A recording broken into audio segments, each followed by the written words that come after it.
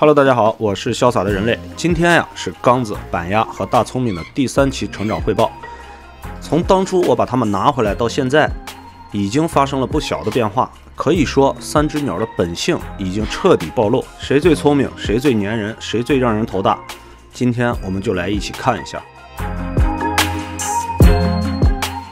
刚子到现在还住在整理箱里，是3只里面最晚独立的一个。它只能挂在这儿，没法移动，因为整理箱太小，没法放食水，所以我每天必须单独的给它喂2次。它的协调能力、站立能力都比较弱，根本走不了，但是能匍匐前进，会来找我。有时候你能感觉到它很着急，想跳想飞，但身体总是不配合。不过它没有放弃，每天我都能看到它在用力的扑腾翅膀。虽然它现在已经能自己吃饭，抓握动作也在慢慢练习。每一次当它看着你在扑腾翅膀的时候，这种感觉难以言表。虽然还不能出笼玩，但我总是会抽时间坐在整理箱的跟前，摸摸它的头，跟它说说话，让它知道虽然你行动慢一点，但是我一直在等你。板鸭这阵子嗓门越来越大了，只要我进出房间，它就开始哇哇哇的喊叫，尤其是在我靠近鸟笼、靠近食盆的时候，那叫一个激动。我知道它是在表达诉求，它非常想出来玩，想靠近我，也想自由的飞一下。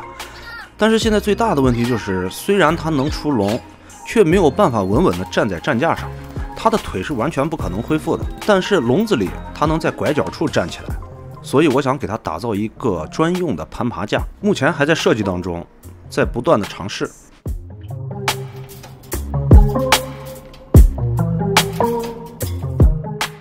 大聪明的恢复和适应能力真的让我非常惊喜，它已经完全能独立吃喝，但是它一看到我，情绪立马就拉满了，拍翅膀、呼喊、转圈，冲着笼子往外钻。他特别的依赖我，就是不管我干啥，他都要盯着看。有时候我坐在旁边不理他，他就开始了这个喊魂模式。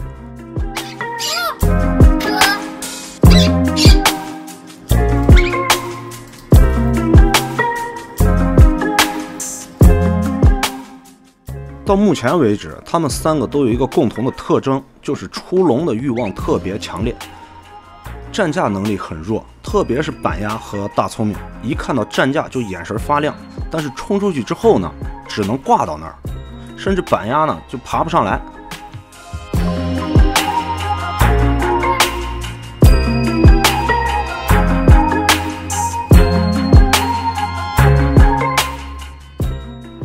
其实他们不是不想飞，而是因为身体还没跟上心理的速度。为了让他们慢慢适应，我开始每天放他们出来活动，还一直在做试验，想把我这个站架呢好好的改造一下，这样让他们至少摔下来的时候不会很疼。其实照顾残疾鹦鹉真的比我想象中要辛苦得多，但是我从来没有后悔过。看着他们现在的变化，反而觉得很欣慰。他们的每一步成长呢，其实都很微小，但是特别让人感动。我也在慢慢学习，在保护他们和鼓励他们尝试之间找到平衡。虽然有时候有点累，会焦虑，会担心他们摔下来卡住吃不下，很多问题，但是更多的时候还是被他们现在这种表现让人更感动。好了，这就是我们刚子、板鸭、大聪明的成长日志第3期。我已经慢慢的开始摸索到照顾他们的一个规律，而且呢，虽然说很累，但是比起前2个月要轻松得多。所以我觉得再往后走的话，我会找到一个让我比较轻松一些，让他们也更舒服的一个平衡点。好了，今天我们就到这儿吧，我们下期再见，拜拜。